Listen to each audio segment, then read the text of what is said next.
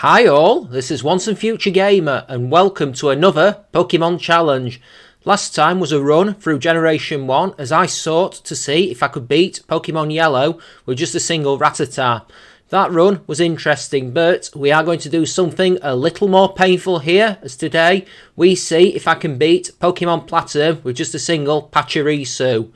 So then, Pachirisu.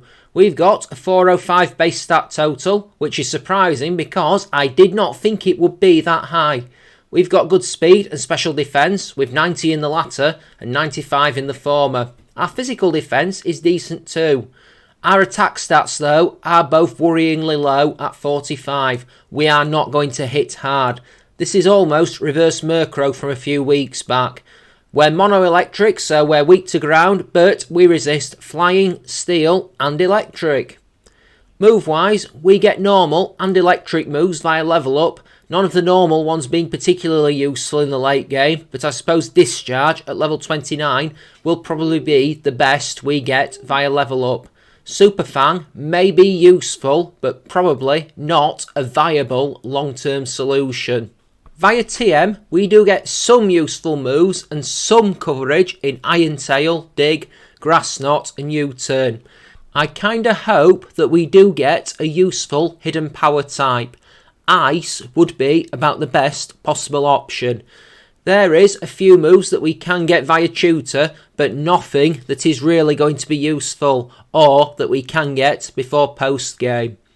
Predictions. Rourke and Gardenia might be rough at the start, given they're either immune or they resist our stab attacks. But once they're out of the way, well, Byron could cause a few issues with his Steelix. Basically, anyone who has a bulky ground type is going to be a worry. So Bertha could be rough, and I also worry about Cynthia's Garchomp. Oh, and also, the rival is going to be terrible too, I can tell. The rules. In combat, I can only use Pachirisu. Other Pokemon will be needed for HMs, but unable to fight. Only held items and Pokeballs in combat, but I can heal outside of combat. Last of all, no glitches or exploits. If you do enjoy what you see, then like, subscribe and ring that bell. I used the Universal Pokemon Randomizer to replace Piplup with Pachirisu, so that I can do the whole run with it. I chose to replace Piplup so that our rival will pick Turtwig, which is undoubtedly going to be the hardest for us to fight, especially when it evolves into the mighty ground type Torterra. This opening scene always amuses me, where the rival plots our imminent demise, where we could possibly get murdered by a Bidoof or a Starly. Can you think of a more embarrassing way to die? I suppose death by Magikarp. Mind you, if it landed on you from a height, I suppose that could be fatal. I don't know what an Ellis Squirrel is, but apparently it's what Pachirisu is. Maybe Game Freak ran out of ideas at this point. Anyway, the next thing is our first rival battle, and we are a lot stronger stat-wise. In theory anyway. The problem is we don't hit hard with Quick Attack, and Rod's Turtwig keeps on withdrawing over and over and over, which is really annoying because we can't really hurt it and our attacks do less and less as time goes by. It eventually reaches a point where I decide to start using Bide instead. Now, the first time we do this, it uses 2 withdraws rather than attacking us, which is the Gen 1 strategy people have been using on Brock for years, so I can't really complain about being annoyed here. The second time that we use Bide though, we get smacked with 2 tackles from the Turtwig, and that is enough to give us the power needed to take down the opponent. That was annoying. Let's have a look at what we are working with. The Pachirisu has the serious nature, which is a neutral nature, so that can work out. I mean, for what I have planned, I could have done with modest, but neutral nature might not be a bad option. When we get the chance to nickname our Pachirisu, I nickname the Pokemon Cabanuk in honour of my Patreon. I head up to the Ravaged Path to do some EV training. I think I want special attack and physical defence. I feel like most of the best moves we get are actually special ones. Grass Knot might be the best coverage we get for dealing with ground types. Plus, Discharge might be the best electric move. There's Charge Beam though, which could be useful for the special attack boost. I have a horrible feeling this is probably going to be a rough challenge. I have done challenges with electric types before.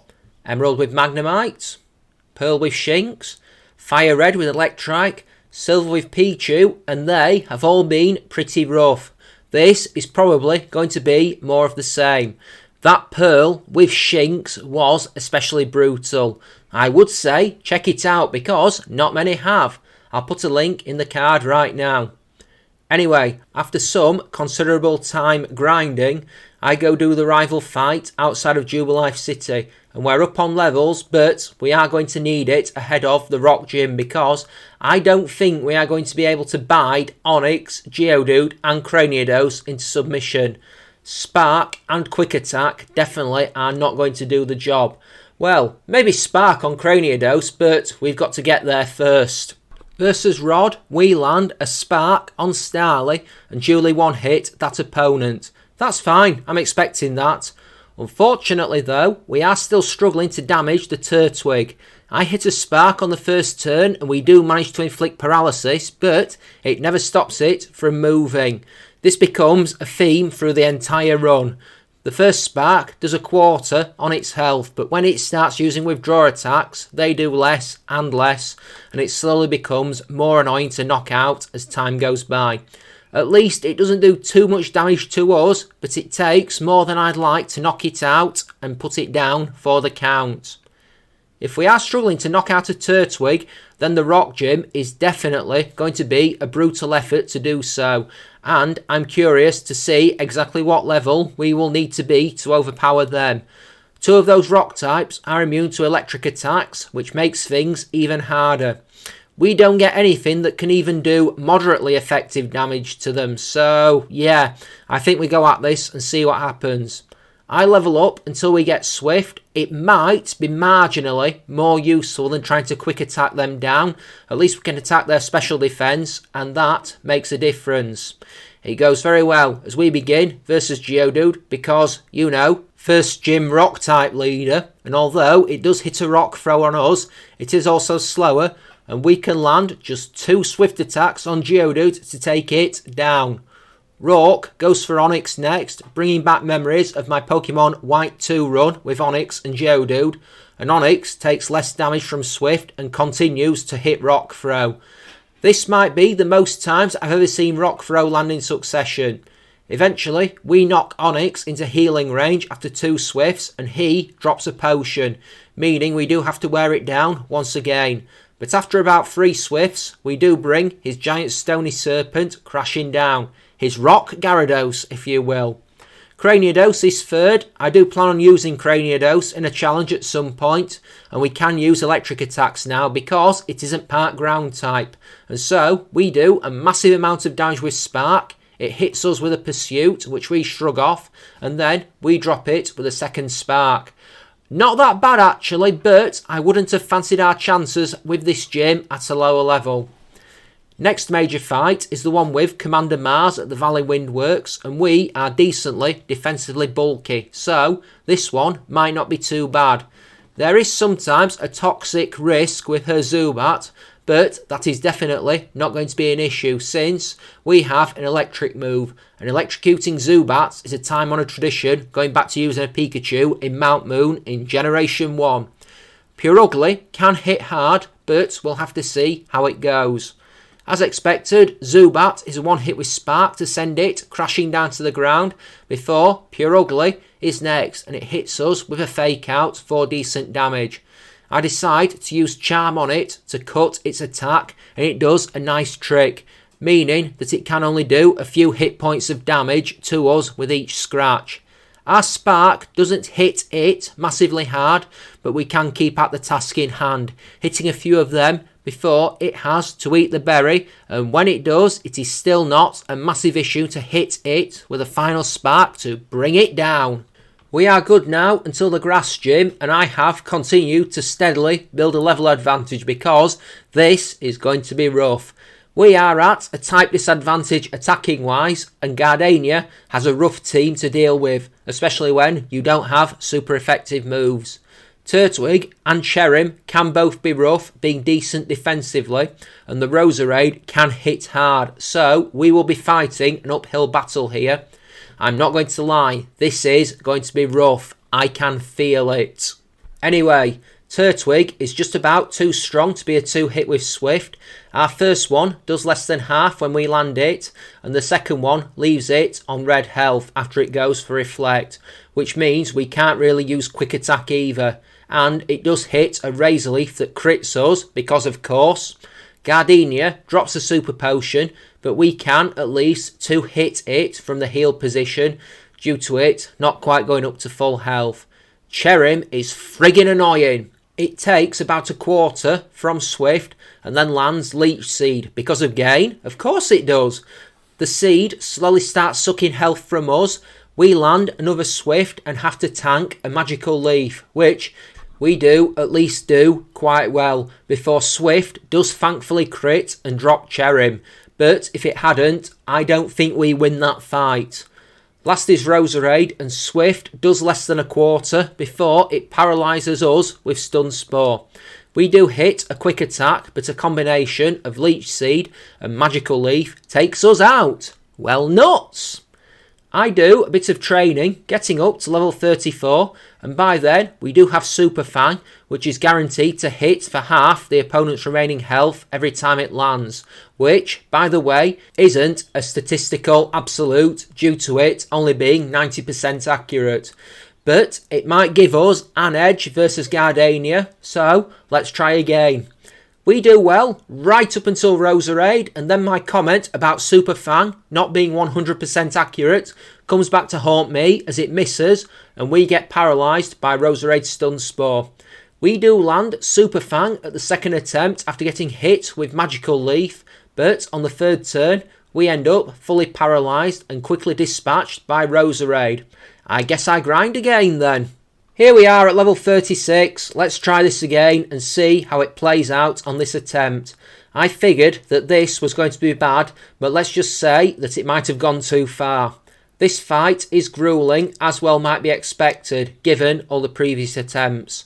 Turtwig is a 2-hit with Swift, only going for Reflect in exchange, which is massive because it means we don't take any damage.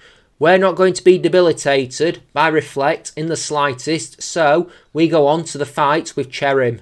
It takes slightly under half from Swift before going for Safeguard.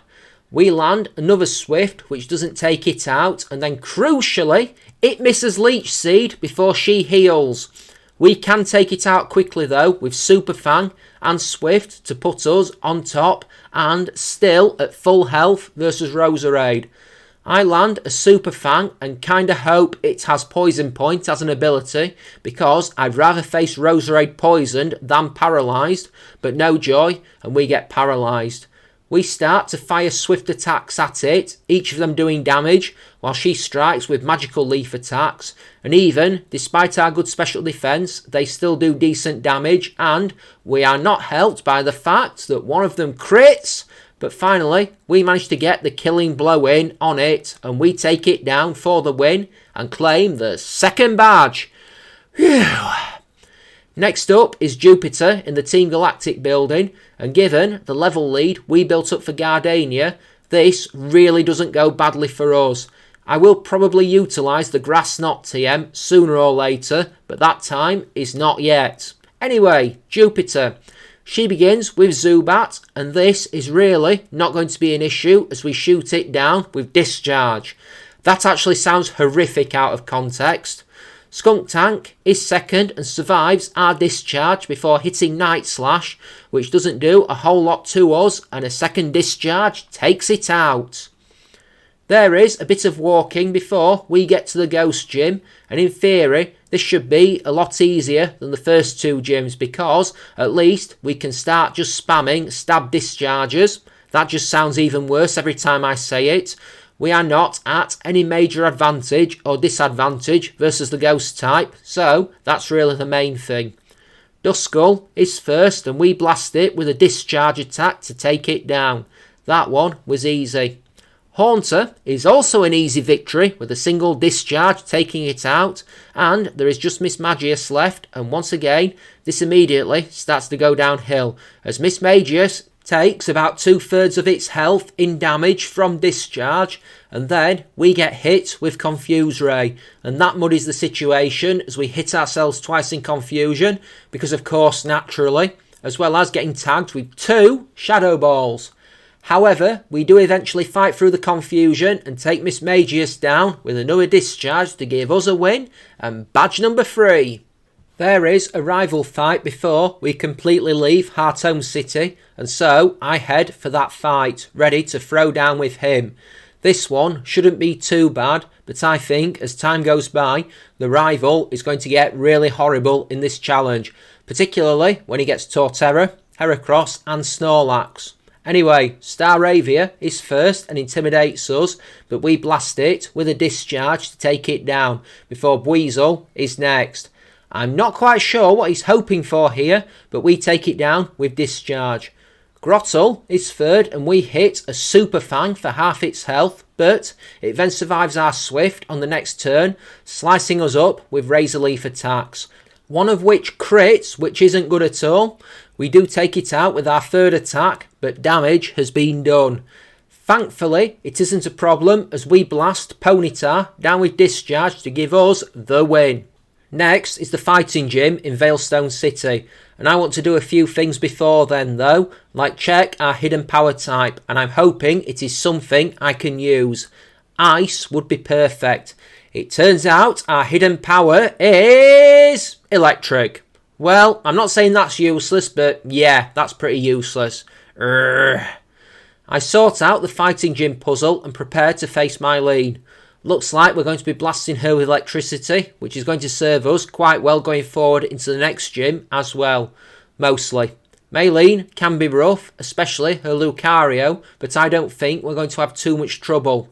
Up first is Meditite, and a crit discharge wrecks that completely to put us 1 up in the fight before she goes for the Lucario next.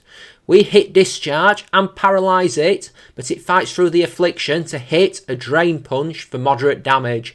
Our next discharge takes it down hard before the Machoke is last.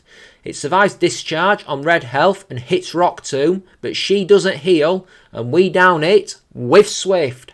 Moving on then. In Pastoria City, there is a rival fight before we can enter the gym, and I feel like this one might be rough. I've dropped Super Fang for Grass Knot, which means we're going to be fighting an uphill battle versus the rival's starter. When the fight begins, he sends Staravia out first, and we drop it with an electrical discharge, which is a pretty simple victory. Ponyta is second, and that also is taken out by our discharge to put us 2 up before Grottle is third. I try all my attacking moves on it just to see if anything does more damage than anything else, firing Swift, Grass Knot and discharge at it while it counters with a flurry of Razor Leaf retaliations. Thankfully, none of them crit, none of them do huge damage versus us, and we can shrug them off pretty easily before finishing it off with Swift. It evolving into Torterra might not be the worst thing because Grass Knot could be really good then.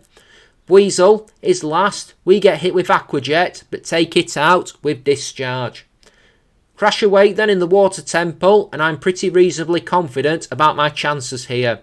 Quagsire may be rough, but it depends on how much damage Grass Knot does to it. It's 4 times super effective, so it should do decent damage. Gyarados and Floatzel shouldn't be problems at all. Let's see if my prediction is accurate.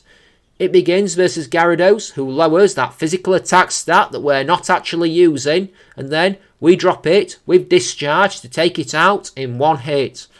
Quagsire is also a 1-hit knockout, but this time with Grass Knot, doing better than I thought it would, before Floatzel is last, and once again we hit that with discharge to give us a win. Easy fight. Wake is normally harder than that. Before long, we're on the road again, and this time we're making our way to Celestic Town, where we have to fight Cyrus in the ruins. It is a mandatory fight we need to win to get the Surf H gem, which we need to get to the 6th gym, which, spoiler alert, I'm also not looking forward to. But all we can do is keep on going.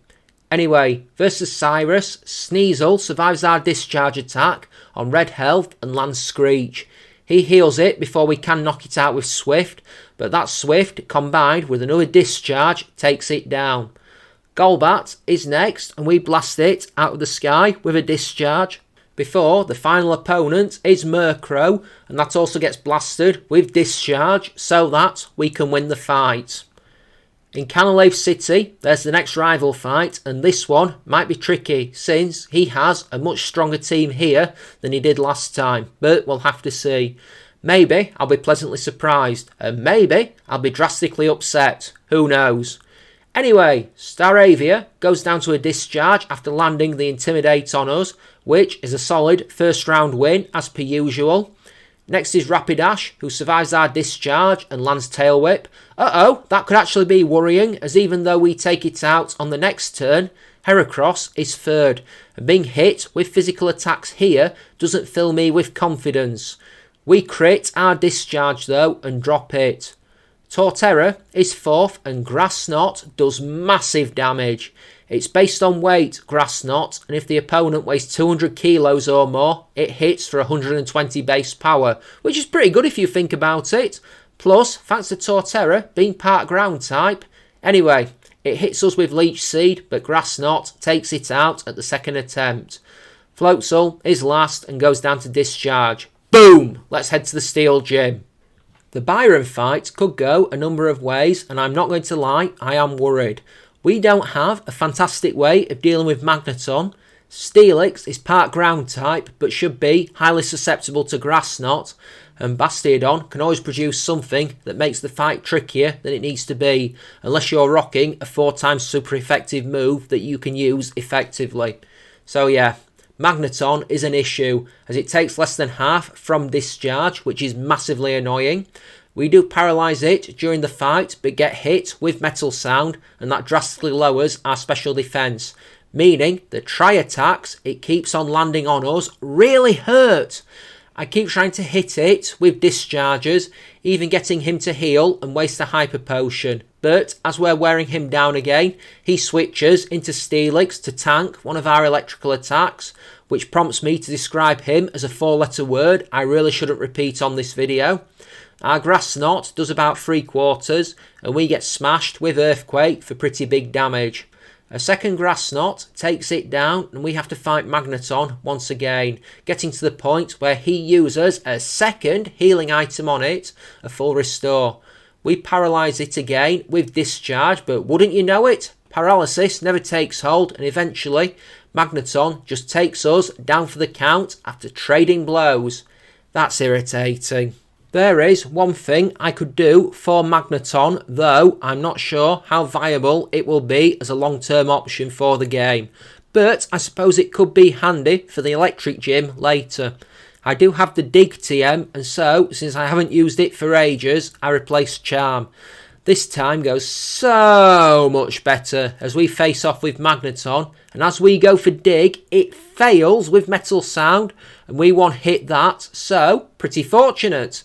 Steelix is next, and we do massive damage with Grass Knot while it goes for Sandstorm, which isn't too bad. It doesn't get a special defense boost like a rock type would, so as he heals it, we keep on hammering it with Grass Knot attacks, 2 of them taking it down. Bastiodon then, and I have to watch out for Metal Burst. I go for Dig, and it fails with said Metal Burst before we hit that for decent damage. It then misses a Stone Edge attack on us, which is a fortunate amount of luck. We go for a Dig once again, it fails with another Metal Burst, and then our Dig takes it down for the count. That was fortunate, I think. Lucky win. Anyway, there's story stuff now, and we have to travel the lakes to fight the Team Galactic commanders. First up is Saturn, and I feel like we should be okay. But there is always a few dangerous moments with these unless you're rocking potent, super effective moves. First is Golbat, and we drop it with discharge, case in point. Toxic Rogue is second and it survives our dig attack, missing poison jab, before hitting that move at the second attempt, and guess what? Of course, it poisons us, which I saw coming from a mile away, and that could be troubling ahead of the fight with Bronzo as we drop Toxic Rogue with Discharge. If we get confused, we are in trouble. However, as Bronzo survives Discharge, it only goes for Iron Defense, and we can take it out quickly before things get out of hand. Mars is up next as we race back home to Twin Leaf Town and Lake Verity, and this one should be a little easier. We'll still have to deal with the Bronzo, but I'm much more confident. As the fight begins, she starts with Golbat, and we immediately fry that with a Discharge attack to put us one up in the fight. Bronzo is out second, and we take it down with 2 Discharge attacks. It's only going for Iron Defense in exchange, which sucks for it. Anytime it doesn't start inflicting status conditions is good by me. Last is Pure Ugly, who hits Fake Out, but we land a crit Discharge to defeat it and let us move on. We are on the road to Snowpoint City now, and let's talk about what is ongoing with the channel. So, we had a bit of a change up this week, more by circumstance than desire, as for the first time in a while, there wasn't any episodes of Pokemon Gold Unova, as I didn't have the chance to record any more. Hopefully, normal service will resume at some point. We had an episode where I played through some new Pokemon Snap instead, which I am hoping will be a regular thing, but I haven't played much new stuff recently. There was also an episode of playing through Spyro Ripto's Revenge, which I think I recorded in October, or something like that. It's been there in my folder a while. I mean, this is being written on the previous weekend, the day after Yellow with Rattata premiered, so hopefully the week ahead gave me some game time. It's weird because all I really want to do, it feels like, is play Resident Evil 4 Remake. Now, we did have episode 8 of Hogwarts Legacy, plus episodes 37 and 38 of Skyward Sword, there's not much left of that now, and episode 8 of Resident Evil 2 Remake, ditto that last comment. So, I'm still working through a stockpile of stuff I recorded. Challenges then. Let's talk a bit more about it. Rodent Month has one challenge left after this one, and it comes next week as we return to Gen 5 and see if I can beat Pokemon Black with just a single Minccino. It could have been Patrat, as was suggested last week in a comment, but I have wanted to use Minccino for a while. As always, if you have any ideas for future challenges, head to the comments section or follow the link in the description to my Twitter or my Discord. Everything gets logged, so even if it doesn't get done straight away, it will be considered for the future. There's also a link to my Patreon down below if interested, but if not, thanks for watching anyway, folks. If you really want to support the channel, tell a friend and help that channel grow. Anyway, thanks for watching. Back to the regular content right now. Ice Gym time then, and this one is potentially going to be rough. We don't have great ways of dealing with Abomasnow and Frostlass, so this could get really, really bad very quickly. But I suppose we'll have to see if it does turn out to be as bad as I imagine. Okay then, Sneasel is remarkably smooth as we land a Discharge on it and get the paralysis, which saves us as, even though she heals it, Sneasel never gets the chance to attack and we take it out with Swift and Discharge. I think that was the only time in this run we did actually inflict paralysis on an opponent and it was actually stopped from moving. Piloswine is next and we land a Grass Knot for massive damage before we get tagged with Avalanche, which obviously isn't ideal, but we shrug it off and take it out with another Grass Knot. Abomasnow is third and this is where we get walled as Swift does very little damage to it. Most of the damage that gets inflicted on said Abomasnow is recoil from the crit wood hammer it lands on us. A combination of that, hail damage and the water pulse attack it hits us with being what takes us down, and I need to rethink things. I go and do a massive training on Iron Island, which is also where I get the Iron Tail TM. I'm not considering it as a go-to option, but it is something I could use. The issue is TMs are one and done in this gen, so it's not ideal. I really wish I got a better special normal move than Swift, but unfortunately I don't. I wonder how long before return becomes a more viable option. I come back at level 75 and challenge Candice again. Sneasel, once again, survives discharge on a sliver and hits feint attack before she heals it. 2 returns are enough to take it down, and this genuinely worries me in this instance. Next is Piloswine, and we drop it with a single grass knot to put us up to full health thanks to the shell bell. When we fight a Abomasnow, we can free hit that with 2 returns sandwiching a grass knot, but we still get hit by hail damage and 2 avalanches, which is definitely not good in the slightest. At least we did take it down this time. It is versus Frostlass though that things go wrong, as we miss discharge thanks to the Snowcloak ability, and it goes for double team, meaning that we don't just miss 1, we miss 2. A 3rd discharge attempt lands and we probably 2-hit Frostlass, but a combination of blizzard attacks, plural, and hail damage ends us. I think we could do it at this level. I don't want to grind again particularly, and so I make another try. We do okay up until we get to Abomasnow, and thanks to a discharge, we even get a first turn paralysis. Not that it makes much difference, as once again we inflict paralysis on an enemy, and it doesn't make any sort of difference as they attack freely. We wear it down, she heals, and then, unfortunately, ends us with a crit wood hammer. Another attempt then. This one goes infinitely better, despite some stall tactics from Candice, involving switching her team around.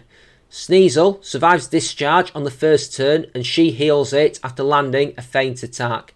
We land another discharge and paralyse it before I call for return as the finishing blow. She switches into Piloswine though, and it survives return, but we very quickly finish that off with a grass knot attack.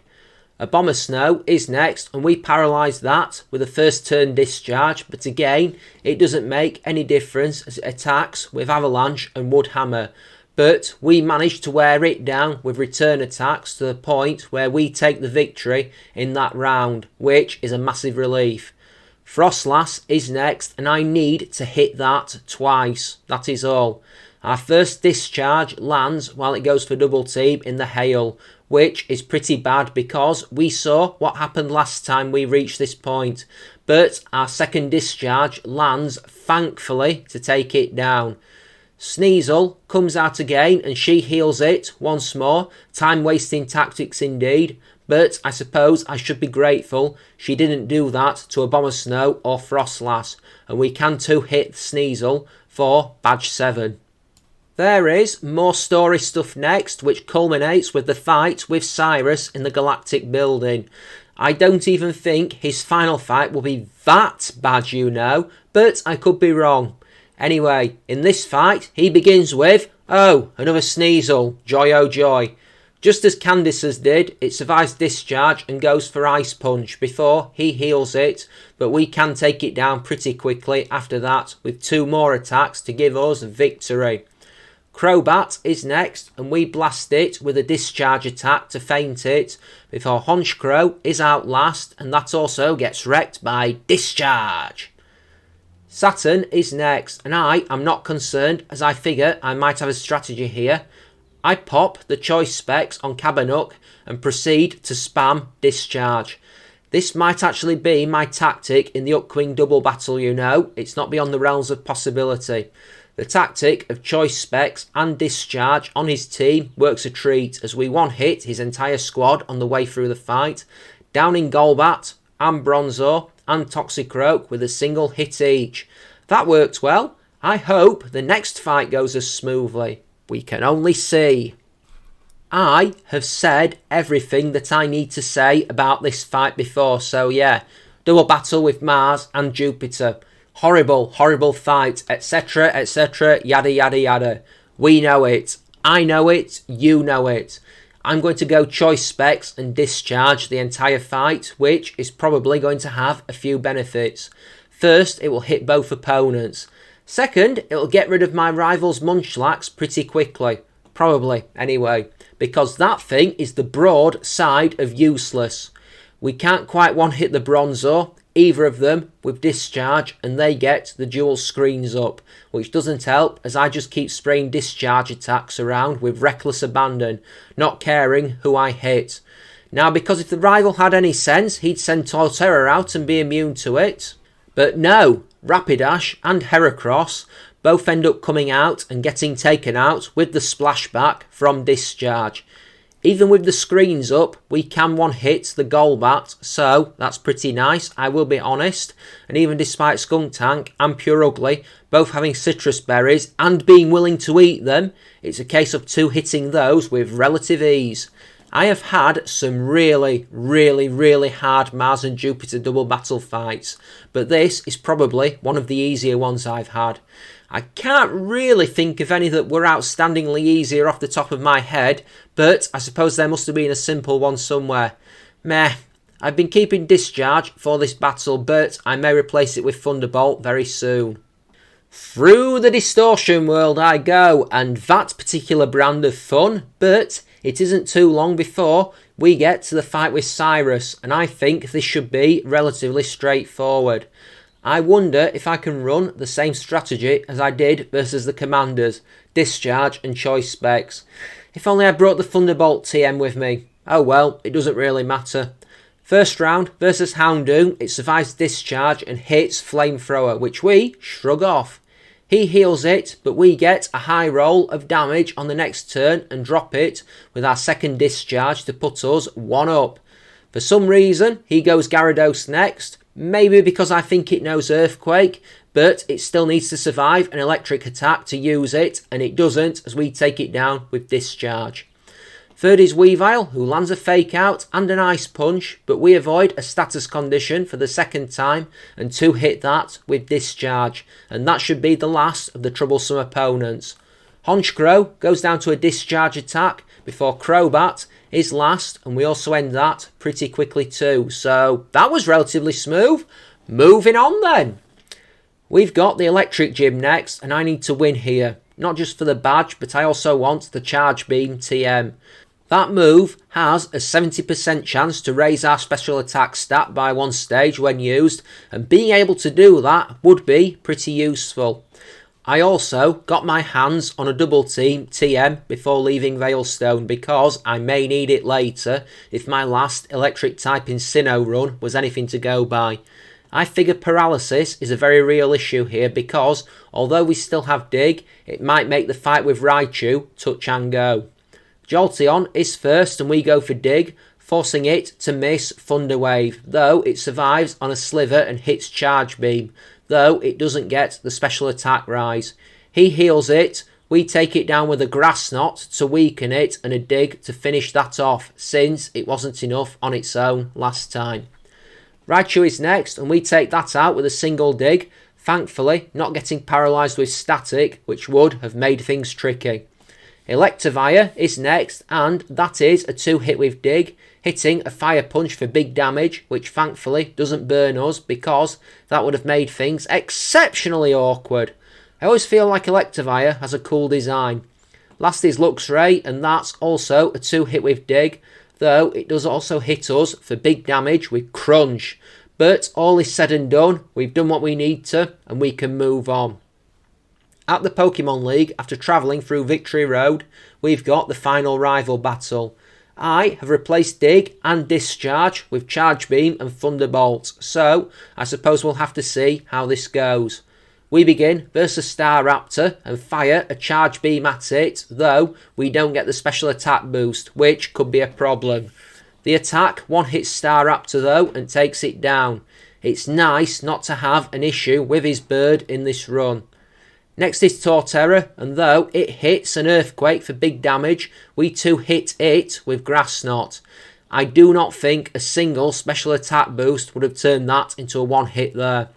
Snorlax is third, and we fire 2 Charge Beams at it, getting a buff, which is massive, though it is a close thing to survive the 2 Earthquakes it hits us with.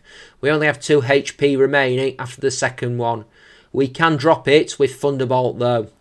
Heracross is next, and we take that down with a single Thunderbolt, thankfully, before Floatzel is out next, and part of me is worried about a priority move that never comes, and we take it down with Thunderbolt.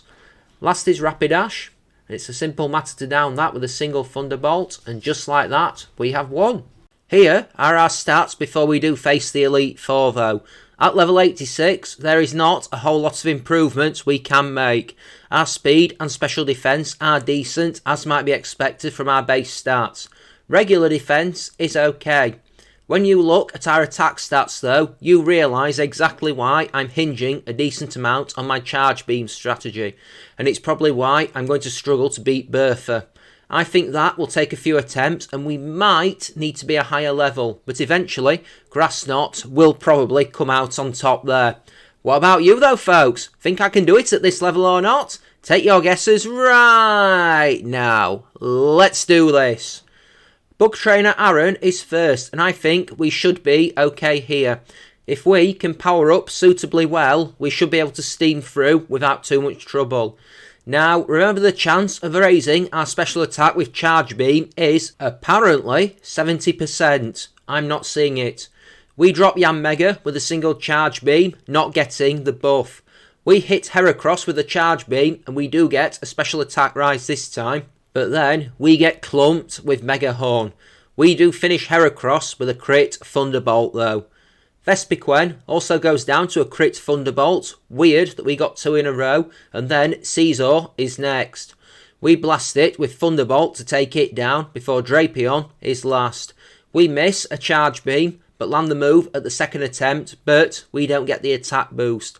All while Drapion hits us with a few cross poisons that do eventually poison us. We do take it down with Thunderbolt though to gain the win. Now that wasn't too bad.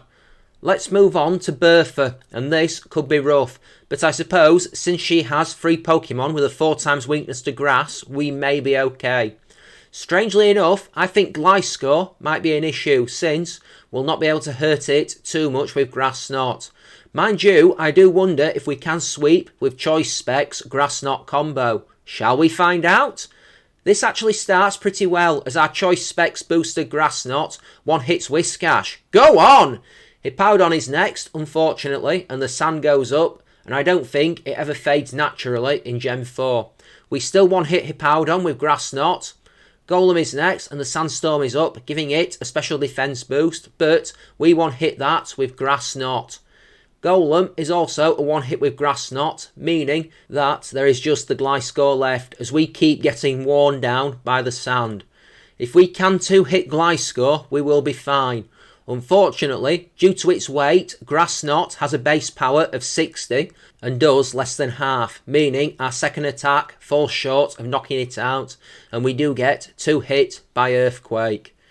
I am ready to go and train. Without being able to 2-hit Gliscor, we've got no chance, so I head off to grind away. It's not long before we are back and I think that strategy I employed before can work. I'm hopeful anyway. I just need to be able to do enough damage to tip the scales. Now, I'm not saying too much about the rest of the fight versus her first 4 Pokemon because it plays out the exact same way as it did before.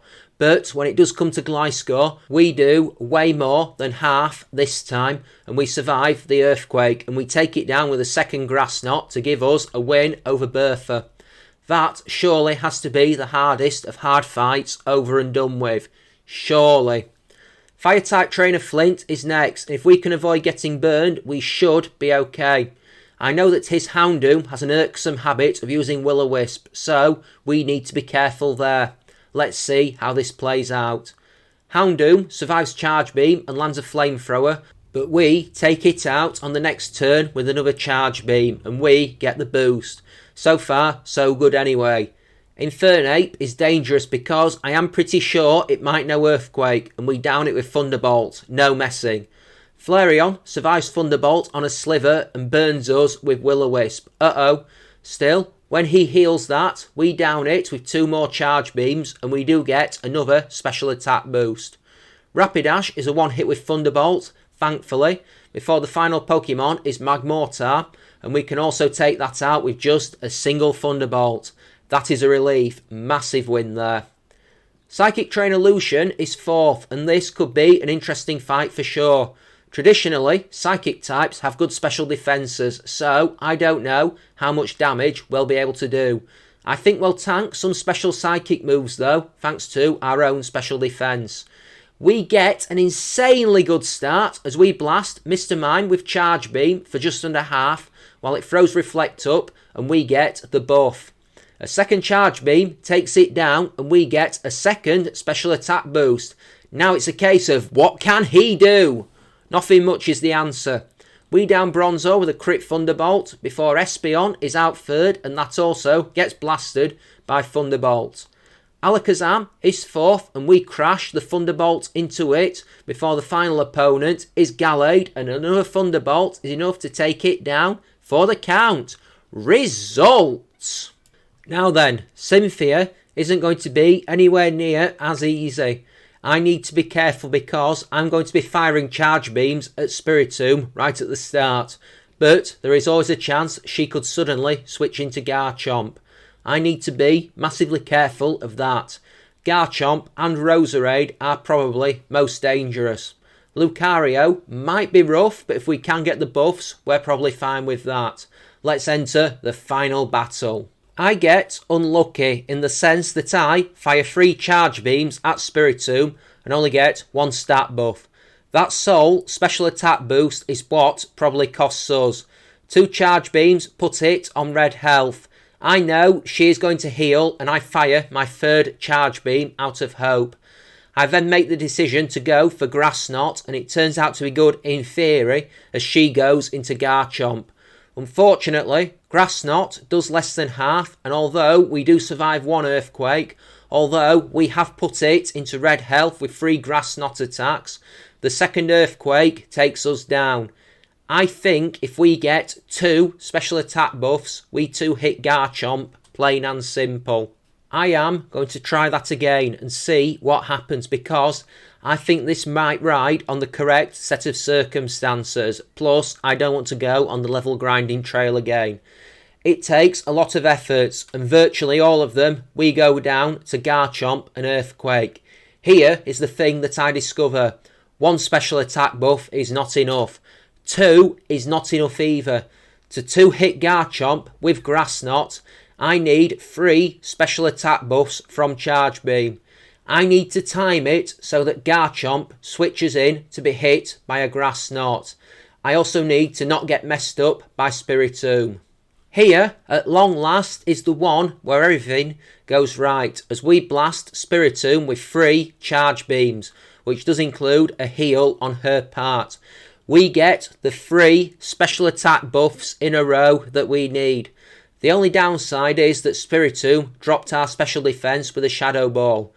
After the 3rd buff, I predict the switch and nail Garchomp as it comes into the fight with a Grass Knot that does about 2/3 before she eats the berry and a 2nd Grass Knot smacks Cynthia's ace down for the count. My Lotic is 3rd, and if it survives Thunderbolt, we will probably get slaughtered by Miracoat, but it is unlikely and we do take it down. Togekiss is 4th and we down it with Thunderbolt before Spiritomb comes back out. I get greedy and miss a Charge Beam on it, but we do take it out at the 2nd attempt. I was hoping for an extra buff to our special attack for Roserade. Lucario is a 1-hit with Thunderbolt before that said Roserade is last.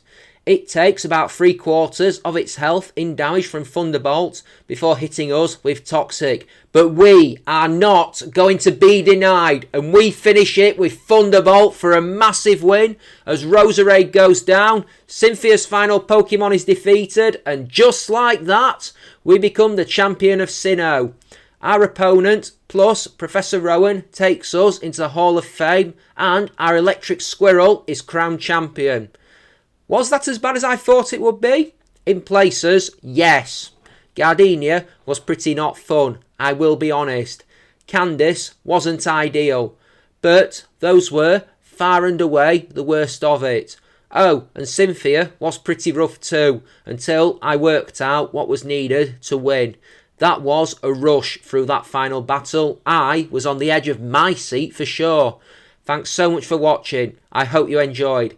If you have, please leave a comment and like. Subscribe away if you haven't already done so. Help the channel grow.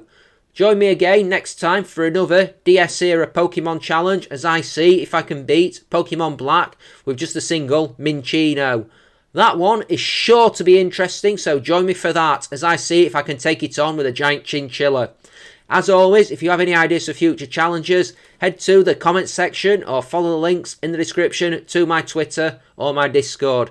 Remember what I said about my Patreon link down there as well. No obligations for it. The fact you're here, the fact you're watching, I thank you from the bottom of my heart for that, folks, because without people watching, this channel is quite literally nothing. I don't really have too much to say on the outro. I think I've said enough this video, so I am going to jump off here. As always, this has been Once and Future Gamer, and this has been Pokemon Platinum with just a single Pachirisu. Take care now, have a great day, and I will see you next time. Bye bye now. So long. See ya.